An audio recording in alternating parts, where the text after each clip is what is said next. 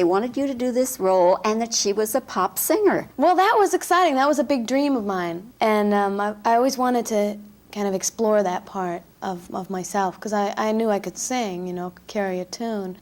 So I was really excited. That was a big attraction to the movie. After Back to the Future made Lea Thompson a household name, she thought Hollywood was hers. Then came Howard the Duck in 1986. What should have been a fun movie turned into a career-ending nightmare. The film bombed so hard that 2 studio executives got into a fistfight over who was responsible. But the real horror happened behind the scenes. Thompson recently revealed details that make the public disaster look tame. There were technical failures, disturbing scenes, and personal trauma that haunted her for decades.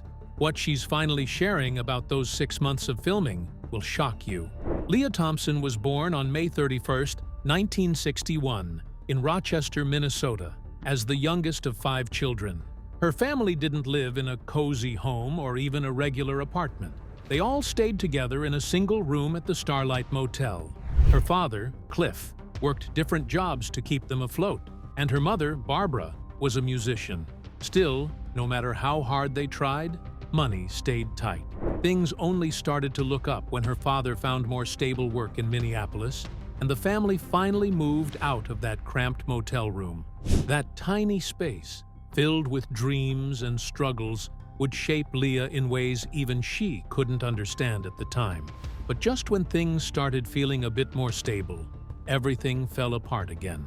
When Lea was 6, her parents divorced. Barbara was left to raise 5 kids on her own while battling alcohol addiction. It was a painful time. She wasn't always present or reliable. The house could have collapsed under the weight of it all, but Barbara fought back. She gave up drinking and started playing piano and singing in bars just to earn enough to feed her children. That move was risky, especially with young Lea watching from the sidelines.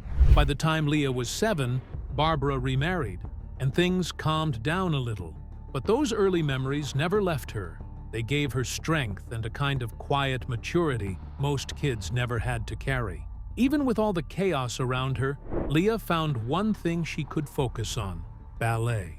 From the very beginning, she trained like her life depended on it. She danced for hours every day, and her first role was a tiny mouse in the Nutcracker. Before she even turned 14, she had already performed in 45 different ballets. She danced with companies like the Minnesota Dance Theater, the Pennsylvania Ballet, and the Ballet Repertory. That kind of dedication is rare in any child. She earned scholarships to top institutions, including the American Ballet Theater and the San Francisco Ballet. By the age of 20, she was dancing professionally with the American Ballet Theater's studio company. But behind the curtain, that schedule was slowly breaking her body and spirit. Then came the moment that shattered everything. She stood in front of Mikhail Baryshnikov, the most legendary dancer of the time, during an audition, and he looked at her and said, "You're a lovely dancer, but you're too stocky."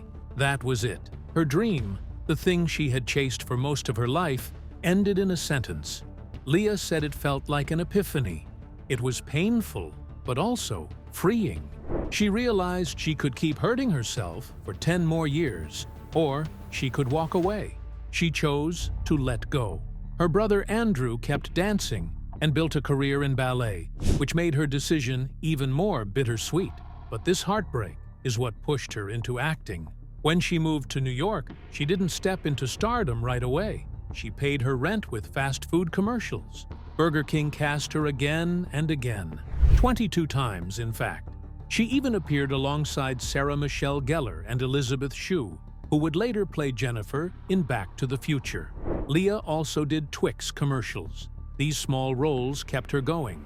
They gave her experience, confidence, and money to survive while she auditioned for films. Decades later, images from those ads still pop up on retro nostalgia pages, showing just how memorable her presence was, even then. In 1982, something unusual happened. Lea got cast in Mystery Disc. Murder? Anyone? An experimental interactive video game. It was ahead of its time, blending storytelling with early gaming tech. This was her very first on-screen role. Then, in 1983, she made her film debut in Jaws 3D. She played a character who had to swim and water ski, two things she couldn't do when she got the part. So she learned quickly, on set. That same year, she met Dennis Quaid during filming. He became her fiancé and one of her biggest supporters as she figured out how to act in front of a camera. But it was All the Right Moves in 1983 that changed everything. She starred opposite Tom Cruise, playing a teenage girl stuck in a dying town. The director nearly fired her for her early performance. The pressure was intense. She had even gone undercover in a real high school in Johnstown, Pennsylvania, to prepare for the role.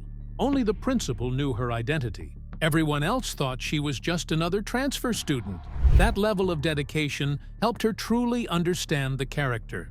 And her chemistry with Cruise was so believable that critics took notice. Universal Studios did too. By 1984, she was stepping into action films like Red Dawn. She wasn't just playing a romantic lead anymore, she was firing rifles and riding horses in freezing weather. The shoot was so brutal that Patrick Swayze got frostbite and couldn't feel his hands or feet afterward.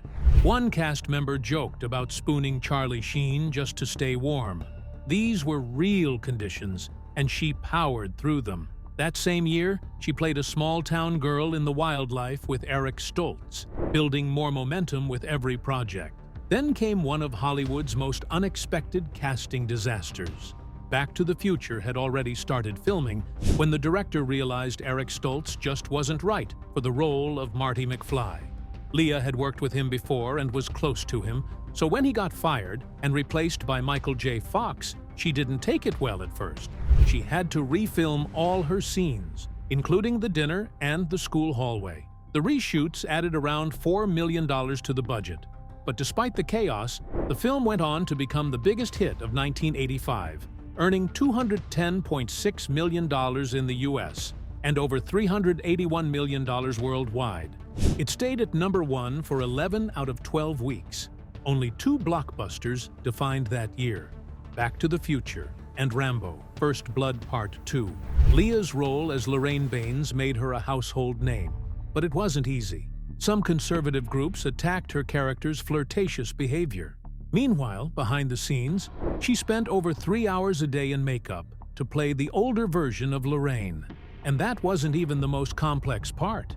In Back to the Future Part 2, she played 4 versions of Lorraine, one as a teenager, one as a senior, and 2 versions in between. Then in Part 3, she played Maggie McFly, Marty's great-great-grandmother.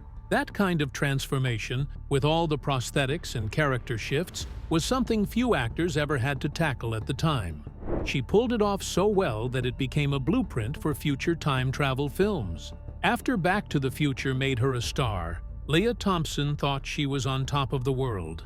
Hollywood was at her feet. So when she said yes to Howard the Duck, she wasn't expecting it to become one of the most embarrassing mistakes of her career. She played Beverly Switzler, thinking it would be fun, different, maybe even iconic. What she got instead was a disaster. The film cost $37 million to make and earned only $16.3 million in the US. It was such a disaster that 2 top Universal executives, Frank Price and Sidney Sheinberg, reportedly got into a fistfight over who was responsible. Soon after, Price was gone. Variety didn't hold back either. Their headline said it all: "Duck cooks Price's goose." Thompson was devastated. Just a year earlier, she was in the biggest hit of her life. Now she was the face of one of the biggest bombs. It ruined her film career. She said, "It was devastating. In the course of a year, I was in the biggest hit and the biggest bomb. So that probably destroyed my film career." The movie won 4 Golden Raspberry Awards, including Worst Picture, and even got nominated for Worst Picture of the Decade. But the nightmare didn't stop at the box office. Behind the scenes, things were even worse. The animatronic duck suit was a technical disaster. Ed Gale was inside the suit, but no one could hear his voice through the beak. The puppet's plastic eyes looked empty and lifeless. Special effects artist Barry Berman said the missing human eyes robbed the duck of any soul. Tom Berman admitted they tried over and over at industrial light and magic, but nothing worked. Thompson was so frustrated, she asked the team to just shoot the duck from behind. That earned her the nickname Back of the Head Thompson. She also spent 6 months with her hair crimped and sprayed with Aquanet until it literally came off in clumps. She asked for a wig. They said it was too expensive. The technology just wasn't ready, and it showed in every single scene. And then came the scene that pushed things from bad to unbelievable. A romantic bedroom moment between Thompson and the duck. In the movie, Beverly puts the moves on Howard, and just before things go too far, they get interrupted. But that wasn't the disturbing part. What made it worse was that Howard was mostly played by a 12-year-old dwarf actor named Jordan Prentice. Thompson was horrified. She said, "I can't do this scene with a kid." Prentice didn't mind much, but his guardian refused to allow it.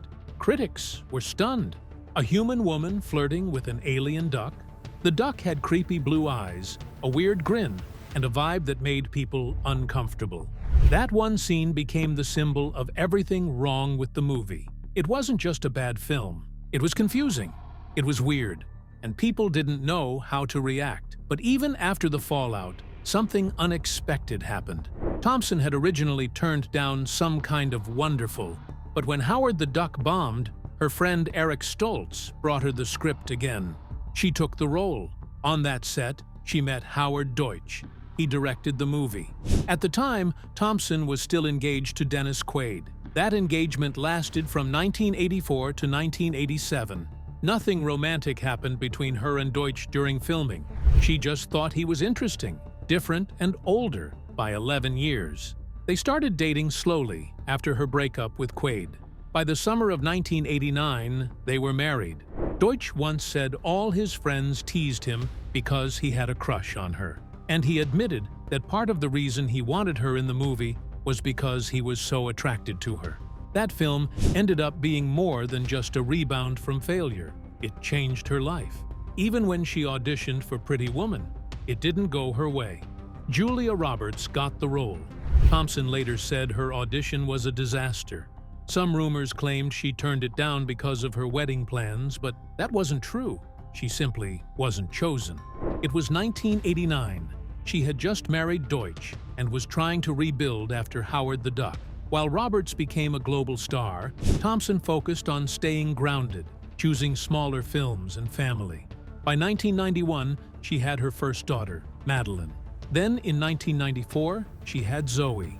During that time, she appeared on a talk show and talked about the struggles of even getting health insurance for her mom. She said she bought her mom a house as her first big purchase, and even though she was a working actress, she couldn't get her mother approved for medical coverage. She also bought herself a Mustang convertible, one she still had in 1993. These years weren't just about work. They were about balancing money, family, and reality. Then in 1995, Caroline in the City premiered. It ran until 1999 on NBC, 97 episodes in total. The show aired between Seinfeld and ER, part of that iconic must-see TV lineup. Thompson described the cast as trained actors who focused on real characters rather than just trying to be funny. In the fourth season, storylines shifted and the tone evolved, especially with Caroline's romantic arc. By 2002, she tried something new. She directed The Secret Life of Girls, a small film based on her daughters' lives. She invested $500,000 of her own money into it, but it flopped hard. It grossed under $100,000 and was panned by critics, getting just 32% on Rotten Tomatoes. It crushed her confidence. She said it shook her so badly, she gave up on directing for a long time. Studios didn't want to touch her projects after that. Then, in 2005, her life changed again, this time in a painful way. During a family vacation, her daughter Zoe, just 11 at the time, started showing signs of illness. Extreme thirst, rapid weight loss. A trip to the hospital revealed a blood sugar level of 500. She was diagnosed with type 1 diabetes. The news shattered the family. Thompson later said it nearly broke them. Medical costs soared to over $50,000 a year before insurance kicked in. She became a public advocate, working with the Juvenile Diabetes Research Foundation, later renamed Breakthrough T1D. By 2010, she had helped raise over $1 million. But even with the money and support, fear was always there. The fear of ketoacidosis, of emergencies, of what the future might bring. That same year, she also starred in and produced the Jane Doe mystery series for Hallmark. From 2005 to 2008, she led 9 movies, starting with Vanishing Act in January 2005. Each movie pulled in about 2.5 million viewers. But behind the scenes, she was hiding something. In 2007, her husband was diagnosed with prostate cancer. She didn't tell anyone. She didn't want pity. Deutsch was projected to survive with 90% odds, but Thompson was exhausted. She was filming 14-hour days while handling hospital visits and raising kids. She said in a 2015 podcast that it was one of the hardest periods of her life. But those movies earned her $1.2 million and gave her a new kind of respect as a producer. In 2008, she starred in Spy School, also called Doubting Thomas. Her daughters were in it too. She helped produce it. It was supposed to be a fun family movie, but it bombed at the box office, making just $150,000 on a $3 million budget. Critics tore it apart. They accused her of nepotism. Variety called it a blatant vanity project. Online forums weren't kind either. It led to a 5-year break from directing. In 2012, she wrote a blog post defending herself. She said her daughters auditioned like everyone else, but she admitted the backlash hurt and showed her how brutal Hollywood could be when families worked together. Then came 2009. The marriage hit a wall. Rumors started to swirl that Deutsch had an affair with a production assistant. Paparazzi photos fed the story. Thompson moved out for 2 months. On the Oprah Winfrey Show in April 2010, she finally told the truth. There was no affair, just work stress, distance, and misunderstandings. But it nearly tore them apart. They spent 18 months in therapy, costing them $20,000. She said it saved their family. In a 2020 memoir excerpt, she wrote that the pain made them stronger. They came out of it more connected than ever. Back in 2011, Lea Thompson became a part of something that would change television for good. She played Catherine Kenish in Switched at Birth, a show that started on June 6th of that year and continued all the way to April 11, 2017. It wasn't just any family drama. It told the story of 2 teenage girls who had been switched at birth. One grew up wealthy, the other in a working-class home.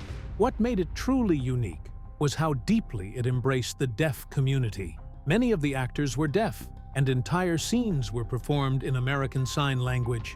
It felt real. Her character, a tightly controlled mother, had to deal with the deep guilt of not noticing the switch for years.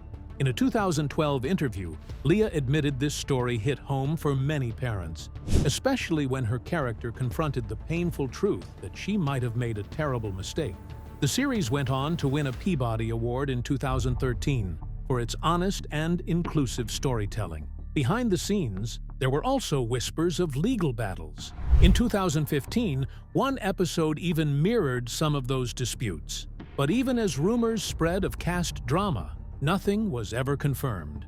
In 2014, during her break from the show, Lea took on something totally different. She joined Dancing with the Stars in season 19.